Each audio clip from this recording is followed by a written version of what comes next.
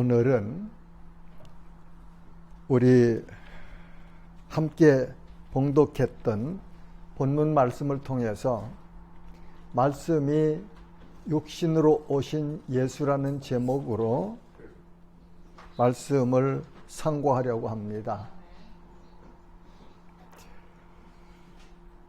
특별히 본문 말씀 중에서 14절은 말씀이 육신이 되어 우리 가운데 거하심에 우리가 그의 영광을 보니 아버지의 독생자의 영광이요 은혜와 진리가 충만하더라. 그렇게 말씀하셨죠. 말씀이 육신이 되어 우리 가운데 거하심에 우리 이 말씀을 기록한 사도 요한과 예수님이 오셨을 때 함께 예수님의 제자로 훈련받은 사도들, 그리고 예수님 사역하실 때 많이 함께 있던 그런 사람들을 가리키고 있죠. 우리 가운데. 그렇죠? 사도들 안에 예수님이 계셨는데 그분은 말씀이 육신이 되어 오셨다. 그렇게 기록하여 주셨습니다. 그러면 이 시간 우리는 먼저 그럼 말씀은 누구인가? 말씀은 누구인가? 말씀이 육신으로 오셨다고 했는데 그러면 말씀은 누구인가? 성경 말씀을 찾아보면서 은혜를 나누고 싶습니다. 우리 읽지 않았지만 요한복음 1장 1절에는 이렇게 말씀하시죠. 태초에 말씀이 계시니라. 이 말씀이 하나님과 함께 계셨으니 이 말씀은 곧 하나님이시니라. 이 말씀은 태초부터 계신 분이네요.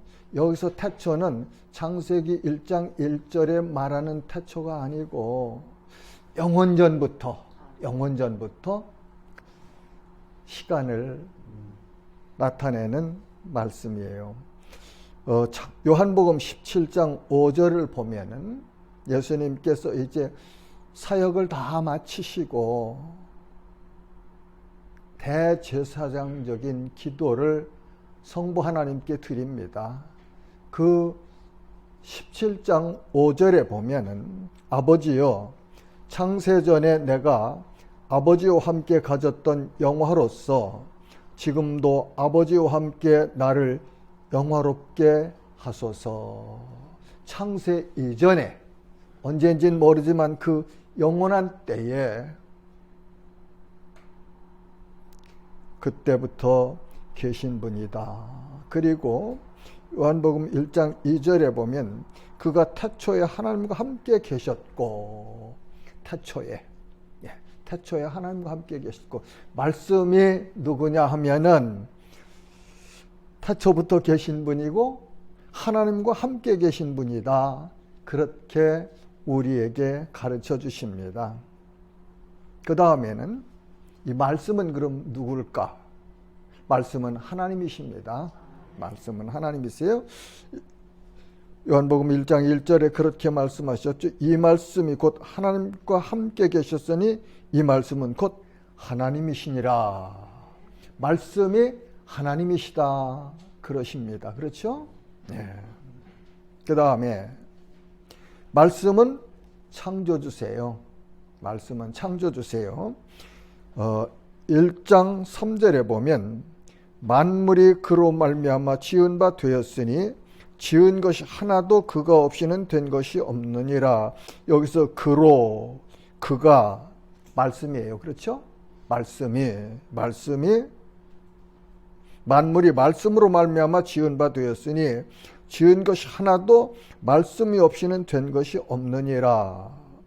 또 요한복음 1장 10절에 보면은 그가 세상에 계셨으며 말씀이 세상에 계셨으며 세상은 그로 말미암아 세상은 말씀으로 말미암아 지은 바 되었을 때 세상이 그를 말씀을 알지 못하였고. 그러니까 말씀은 태초부터 계신 분이고 말씀은 하나님이시고 말씀은 창조주세요. 그렇죠? 네.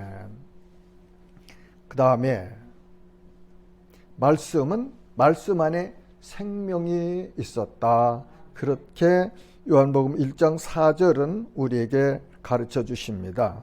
그 안에, 그러니까 말씀 안에 생명이 있었으니 이 생명은 사람들의 빛이라.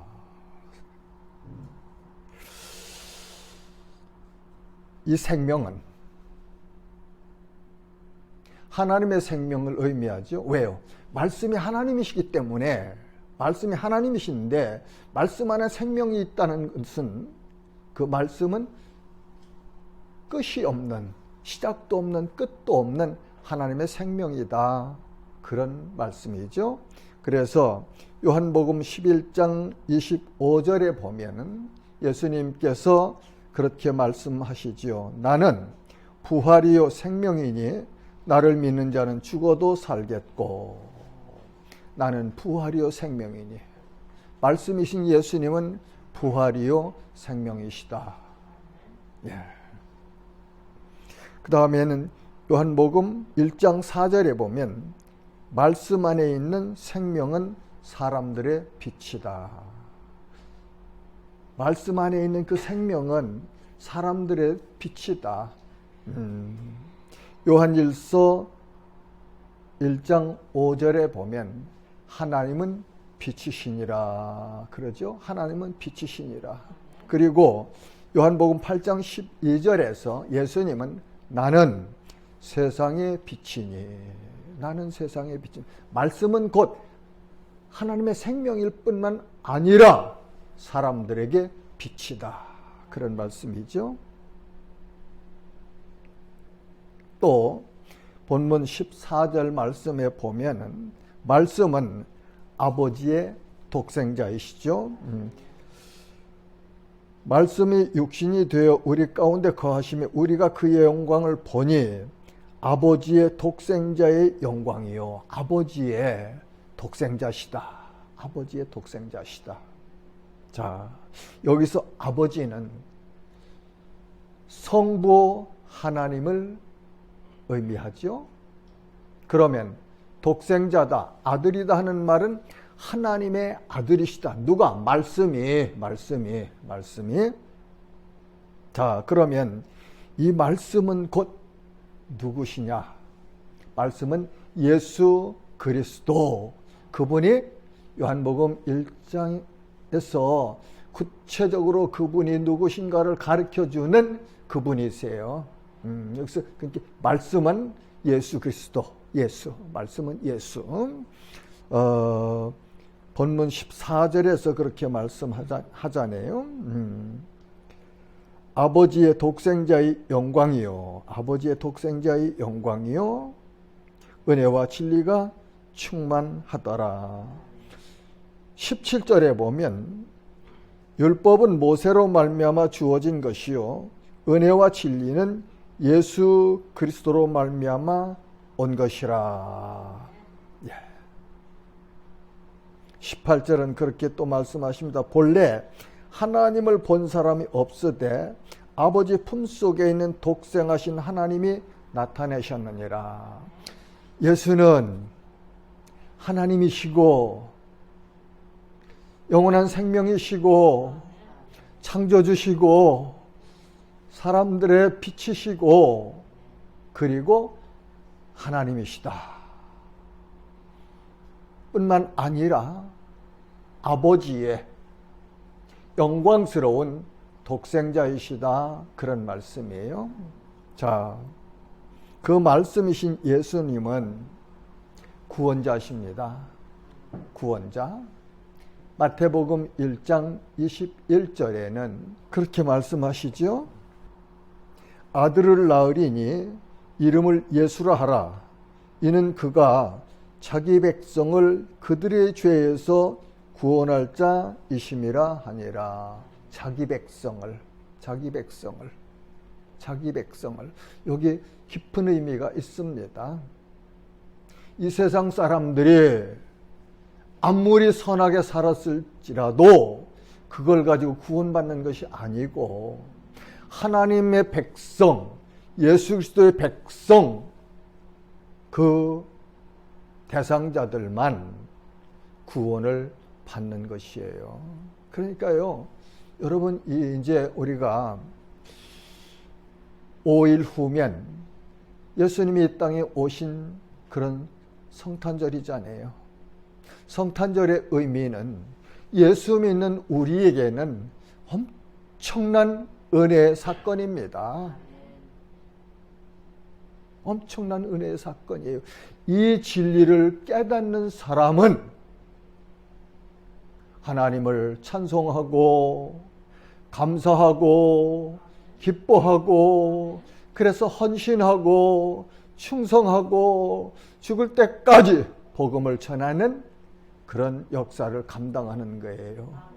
그냥 세상 사람들이 말하는 기쁘다 구주 오셨네 그런 것이 아니고, 나 같은 죄인을 억만 죄악으로 물들어서 영원한 고통을 받을 수밖에 없는 존재인데, 나를 그 사망에서, 그 멸망에서, 그 심판에서 구원하시려고 하나님이신, 영이신 하나님이 친히 사람의 몸을 입고 오셨다는 사실을 깨달으면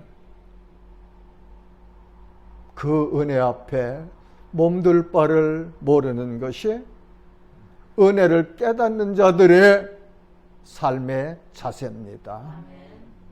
저 2003년도에 그렇게 중국에 갔는데, 크리스마스 때가 다가오니까, 겨울이 되니까, 12월 달 되니까 제가 거기 이제 그 당시에는 처음 생긴 대형 마켓이었어요. 마트, 르꼬. 거기 갔는데 천부의 의지 없어서 그 경음악을 그렇게 그 마트에서 틀어놓는 걸 보면서 얼마나 마음이 기쁘던지 몰라요. 얼마나 그분들은 어떤 의미를, 그 의미를 다 깨닫지 못하겠지만, 서방사회가 하나님을 알고 믿는 그 그리스도를 믿는 사람들이 그렇게 부르는 그 찬송이 좋아서 그 틀어놓은 걸 보니까 얼마나 기쁘던지요. 참 기뻐했던 기억이 지금도 납니다. 사랑하는 성도 여러분, 주님이 이 땅에 오신 날, 이 절기를 지내면서 우리는 마음을 열고 그 주님의 엄청난 사랑을 깊이 마음속에 심으시면서 감사하는 그런 은혜가 있으시기를 바랍니다. 그러면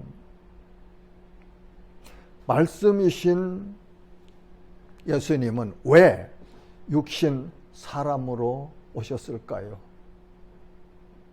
말씀이 예수 그리스도시라면 그 예수님은 하나님이신 그분이, 영이신 그분이 왜 우리와 같은 사람의 몸을 입고 오셨을까요? 사람의 죄를 대신 속죄하려면 대속자가 반드시 우리와 같은 사람이어야 합니다. 사람이어야 해요.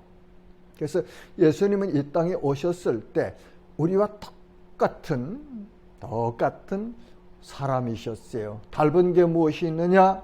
그분은 우리와 같은 육신의 혈육을 통해서 나신 분이 아니고 죄 없으신 성령으로 잉태되셔서 나신 그런 사람이셨음을 우리가 알고 믿어야 합니다.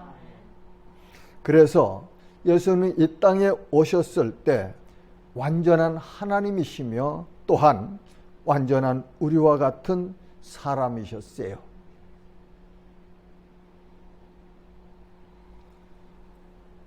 빌립보서 2장 6절에서 8절 말씀은 그는 근본 하나님의 본체시나 하나님과 동등됨을 취할 것으로 여기지 아니하시고 오히려 자기를 비워 종의 형체를 가지사 사람들과 같이 되셨고 사람의 모양으로 나타나사 자기를 낮추시고 죽기까지 복종하셨으니 곧 십자가에 죽으심이라. 예수님이 이 땅에 오셨을 때 완전하신 하나님이셨어요. 또한 완전하신 사람이셨어요. 그 말은 예수님은 이 땅에 계실 때 50%는 하나님이시고 50%는 사람이었다는 얘기가 아니에요. 예수님이 이 땅에 오셨을 때도 완전한 100% 하나님이셨고 또한 100% 우리와 동일하신 사람이셨다. 그런 의미입니다. 예. 예수님께서 사람이셔야 우리 사람의 죄를 대신 속죄하실 수 있을 뿐만 아니라 그분은 우리와 같은 죄가 있는 분이 아니어야만, 완전한 죄가 없으신 분이셔야만 우리 죄를 대속할 수 있는 대속자가 될 수 있는 거예요. 그래서 로마서에서 보면은 그 대속의 은혜를 로마서 5절에 가보면 절절하게 이렇게 가르쳐 주시는데, 아담으로부터 한 사람이 죄인이 돼서 모든 사람이 죄인이 됐는데 예수 그리스도가 이루신 의, 한 사람이 이루신 의를 우리가 덧입어서 하나님 앞에서 의인이 되었노라, 그렇게 말씀하십니다. 그러면 말씀은 어떻게 사람으로 오셨나요? 예수가 말씀이시고 하나님이신데 그분이 우리의 죄를 대속하러 오셨는데, 그러면 그분 어떻게 오셨는가? 그렇죠? 그분이 누군지 정의했고 그분이 왜 오셨는지에 대해서 말씀을 상고했다면, 그럼 어떻게 오셨는가? 한번 생각해 보려고 해요. 말씀은 여인의 후손으로 오셨습니다. 창세기 3장 15절에 보면은 하나님께서 뱀에게 이렇게 말씀하시죠. 내가 너로 여자와 원수가 되게 하고 내 후손도 여자의 후손과 원수가 되게 하리니 여자의 후손은 내 머리를 상하게 할 것이요 너는 그의 발꿈치를 상하게 할 것이니라. 여자의 후손과 여자를 타락하도록 유혹했던 뱀, 요한계시록에 가보면 그 뱀은 용이라고도 하고 사탄이라고도 하고 마귀라고도 하면 한 정체죠. 그는 여자의 후손을 발 뒤꿈치를 상하게 할 것인데 여자의 후손은 내 머리를 상하게 하리라. 머리가 상하면 어떻게 되죠? 머리가 상하면 끝나는 거 아니에요. 예수 그리스도가 사망의 권세를 발로 밟으셔서 완전하게 사망 권세를 이기셨다고 고린도 전서 15장에는 그렇게 우리에게 가르쳐 주고 계세요. 그렇죠? 예. 예수님은 사망 권세를 이기시려고, 완전히 멸망시키시려고 오신 분이에요. 근데 어떻게 오셨느냐? 여자의 후손으로 오셨습니다. 갈라디아서 4장 4절과 5절 말씀이에요. 때가 참에 하나님이 그 아들을 보내사 여자에게서 나게 하시고 율법 아래 나게 하신 것은 율법 아래에 있는 자들을 속량하시고 우리로 아들의 명분을 얻게 하려 하심이라. 때가 참에 이 모든 우주 만물의 역사는 정하신 하나님의 때가 있습니다. 그 때가 차면은 하나님께서 계획하시고 예정하시고 정하신 그 일들이 일어나지요. 우리는 이제 주님이 오신 이 초림, 구원자로 이 땅에 오신 절기를 맞이하고 있는데, 또 하나님이 정하신 때가 되면 그 예수님께서 심판주로 오시는 날을 우리가 볼 수도 있고, 아니면 그리스도 안에서 잠자다가 마지막 나팔소리와 함께 주님께서 다시 오실 때, 그때 우리도 영화로운 부활을 해서, 생명의 부활을 해서 영화로운 몸을 입고 영광스러운 몸을 입고 영원토록 하나님을 찬양하는 날을 보게 될 것입니다. 하나님께서 정하신 때, 전도서에 보면은 그 때에 대해서 구체적으로 이렇게 가르쳐주는 내용이 있죠. 그러니까 우리가 살아가면서 때에 합당하게 살아가는 것, 그게 은혜고 복이다, 그런 생각을 합니다. 사랑할 수 있는 때가 있을 때 사랑하세요. 이웃을 섬길 수 있을 때 그때 섬기세요. 예배할 수 있을 때 예배 기쁘게 드리세요. 아무리 내가 하고 싶어도 환경이 할 수 없는 때도 옵니다. 예. 그래서 때를 분별하면서 항상 깨어 있으면서 하나님께서 내게 원하시는 것이 무엇인지를 생각하면서 그 일을 합당하게 준행하며 사는 것이 성도의 아름다운 삶이에요. 그리고 때가 차서 하나님이 부르시면 이 땅에 아무 미련도 없고 감사하면서 할렐루야 하면서 하나님 품으로 갈 수 있도록 날마다 준비하며 살아가는 것, 이것이 성도들이 살아가는 마땅한 삶이다, 그렇게 말할 수 있겠습니다. 그 말씀은 사람으로 오실 때에 동정녀의 몸을 통하여 나셨습니다. 동정녀의 몸, 여자가 어머니 품속에 태어나서 한 번도 남자를 경험하지 못한 그런 상태를 동정녀라고 하잖아요. 그런데 이사야서 7장 14절에 보면, 보라, 처녀가 잉태하여 아들을 낳을 것이요 그의 이름을 임마누엘이라 하리라. 하나님이 임마누엘은 하나님이 우리와 함께 하시다. 아까 요한복음 1장 14절에서 우리와 함께 하셨다. 그러니까 예수님이 이 땅에 오셔서 공생의 사역을 하실 때, 그때 임마누엘이죠. 그때 사도들과 함께 계셨고 그 백성들과 함께 계셨고 임마누엘이에요. 그렇죠? 우리는 어떻게 해석할 수 있을까요?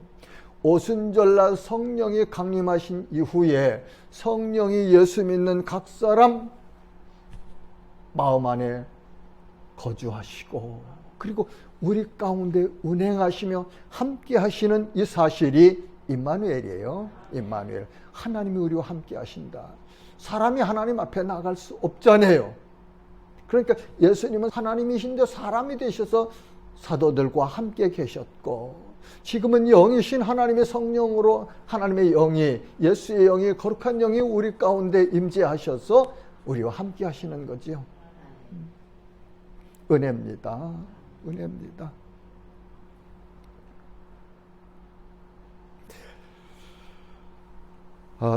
천사가 요셉에게 말씀이 성령으로 잉태하신 것을 가르쳐 주십니다.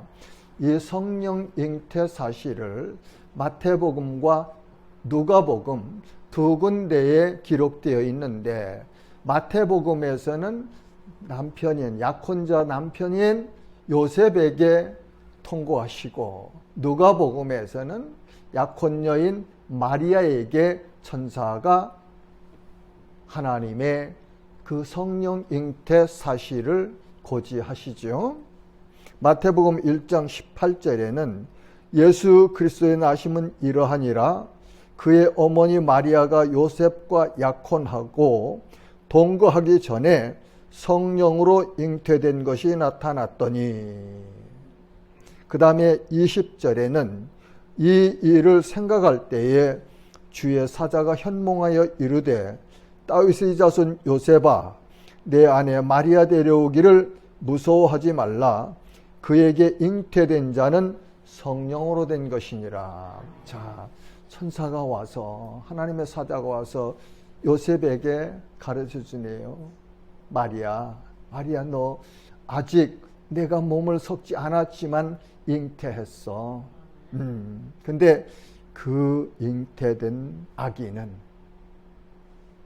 성령으로 잉태된 것이다. 그렇게 가르쳐 주시는 내용입니다. 그 소식을 듣고 요셉이 얼마나 당황스럽고 혼란했을 거예요. 마음이. 정신이 참 혼란한 상태였을 텐데 그걸 깊이 생각하고 그냥 안타까워하고 애쓸 때 주의 사자가 위로해 주잖아요.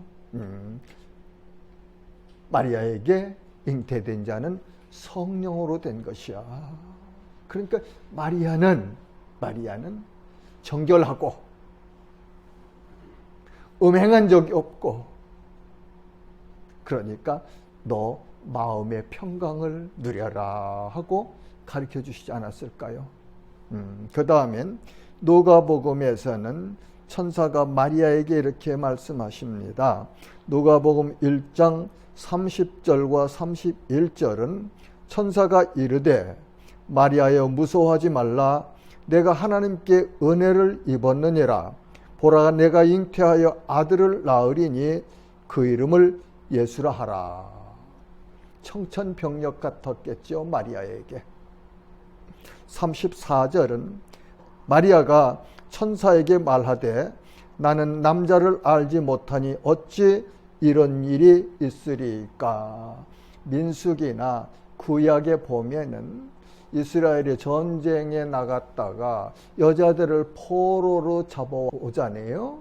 그러면 자기가 이 여자를 좋아해서 아내를 맡고 싶으면은 남자를 알지 못한 사람이라고 그렇게 말해요. 그 얘기는 남자와 아직 육신의 관계를 가져보지 않은 사람을 말하거든요.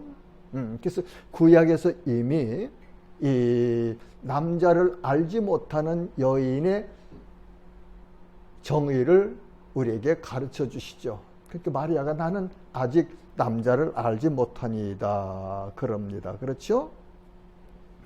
35절에 보면 누가복음 1장이죠. 천사가 대답하여 이르되 성령이 내게 임하시고 지극히 높으신 이의 능력이 너를 덮으시리니 이러므로 나실 바 거룩한 이는 하나님의 아들이라 일컬어지리라. 예수, 하나님의 아들, 구원자, 동정녀인 마리아에게 성령으로 잉태되어 오셨습니다. 그 다음에는 말씀은 베들레헴에서 나셨어요. 예수님은 베들레헴에서 나셨어요. 마태복음 2장 1절은 헤롯 왕 때에 예수께서 유대 베들레헴에서 나시매.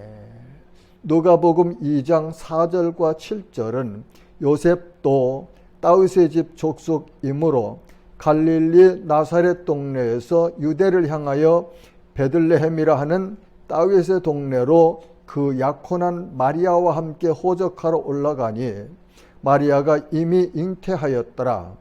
거기 있을 그때에 해산할 날이 차서 첫 아들을 낳아 강보로 싸서 구유에 뉘었으니 이는 여관에 있을 곳이 없음이러라.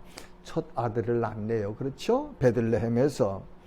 미가서 5장 2절은 베들레헴 에브라다야 너는 유다 족속 중에 작을지라도 이스라엘을 다스릴 자가 내게서 내게로 나올 것이라. 그는 그의 근본은 상고의 영혼에 있느니라. 아멘. 예수님은 이렇게 이사야 선지자의 예언과 같이, 미가 선지자의 예언과 같이 하나님께서 창세기 3장에서 말씀하신 것처럼 그렇게 여인의 후손으로 베들레헴에서 나셨어요. 이 말의 의미는 대단히 중요합니다. 왜냐하면 성경 말씀대로 예수님이 나셨고 성경 말씀대로 사셨고 성경 말씀대로 죽으셨어야 우리의 구주가 되시는 거죠. 성경이 프루브를 안 하시면은 의미가 없어요. 그래서 우리가 이 땅에서 살아가는 방법도 성경께서 가르쳐 주신 그 방법대로 살아가야 된다. 제가 늘 여러분들에게 강론하는 그런 의미예요. 네. 예수님은 가장 영광스러운 하나님께서 말씀이 육신을 입고 오셔서 어디에 누이셨어요? 여관에 누울 자리가 없어서 말 구유에 누셨다고 그러잖아요. 우주 만물 중에 가장 영광스러운 분이 우리를 사랑하시어서 이 땅에 오셔서 가장 누추한 곳, 낮은 곳까지 오셨다는 사실을 우리가 마음 깊이 간직하고 감사하면 좋겠습니다. 자, 이제 저는 성탄절의 진정한 의미를 한번 나누고 싶어요. 하나님께서 사람들에게 주시는 우주 공간에서 가장 고귀하고 중요하고 가치 있는 선물인 영생을 주시는 그것이 하나님의 복일 뿐만 아니라 은혜이고 예수님이 이 땅에 오신 목적이다. 그런 말이에요. 그러니까 예수 믿어서 구원받은 우리는요, 세상 이 우주 만물 속에 사람들이 가장 사모하고 좋아하고 가치 있다고 인정하는 그 어느 것보다도 비교할 수 없는, 그러니까 엄청난 고귀한 것을 선물로 받았어요. 누구에게? 하나님으로부터. 내가 잘나서 받았던가요? 아니에요. 내가 공부 많이 했어요? 아니에요. 내가 선행 많이 했어요? 아니라고 에베소서 2장 8절은 말씀해 주시잖아요. 너희가 그 은혜로 인하여 받을 수 있는 자격이 없는데도 하나님께서 선물을 주셨다 그런 말이에요. 그게 은혜예요. 이 성탄절, 이 말씀이 육신이 되어 우리 가운데 사람으로 오신 이 엄청난 은혜의 사건을 기억하면서 저는 요한복음 1장 12절 영접하는 자 곧 그 이름을 믿는 자들에게는 하나님의 자녀가 되는 권세를 주셨으니, 예수 이름을 믿는 자, 예수 이름을 믿는 자. 그리고 요한복음 3장 16절은 하나님이 세상을 이처럼 사랑하사 독생자를 주셨으니 이는 그를 믿는 자마다 멸망하지 않고 영생을 얻게 하려 하심이라. 아멘. 세상은 그렇게 자꾸 갈라치게 한다고 그래요. 근데 하나님의 말씀의 진리를 깊이 연구하면 연구할수록 하나 분명한 게 있어요. 이렇게 엄청난 복인 영생은 사람이 줄 수 있는 것이 아니에요. 사람이 내가 원한다고 받는 것도 아니에요. 주시는 분은 오직 한 분이세요. 하나님. 하나님 그분이 주실 때 내가 안 받고 싶어도 받을 수밖에 없는 것이고, 내가 몰랐어도 받을 수밖에 없는 것이고, 그래서 하나님의 절대 주권이 곧 구원의 주권입니다. 그러니까 이 구원받았다는 은혜는, 구원받은 이 은혜는 세상 모든 것을 다 드려도 부족함이 없는 그런 은혜입니다. 본문 13절이 그렇게 말씀하시죠. 이는 혈통으로나 육정으로나 사람의 뜻으로 나지 아니하고 오직 하나님께로부터 난 자들이니라. 예수 믿은 자, 구원받은 자, 혈통이나 육정으로 난 것이 아니고 사람의 뜻으로 난 것이 아니고 오직 하나님께로부터 난 자들이니라. 구원받은 사람들, 예수 믿은 사람들, 하나님의 자녀된 사람들, 얼마나 존귀한 그런 신분인지 몰라요. 이 은혜를 깨닫고 이 정체성을 가지고 이 세상을 살아갈 때에 우리는 담대할 수 있어요. 세상에 아무리 흑암처럼 밀려올지라도 이 견고한 빌딩을 쓰러뜨릴 것처럼 휘몰아쳐 오는 폭풍 앞에서도 예수 그리스도와 함께 있으면 담대하게 세상을 이길 수 있습니다. 왜요? 하나님이신 예수님이 우리와 함께 하시기 때문에. 그분이 우리의 구주시고 그분이 나의 주님이시고 그분이 우리 교회의 머리 되시고 주인이시기에 우리는 담대하게 승리할 수 있습니다. 사랑하는 성도 여러분, 어느 곳에 계시든지 이 성탄의 의미를 밝히 깨달으시고 그리고 그 하나님의 은혜를 감사하면서 남은 인생 주님과 함께 동행하는 복이 넘치시기를 주님의 이름으로 축복합니다.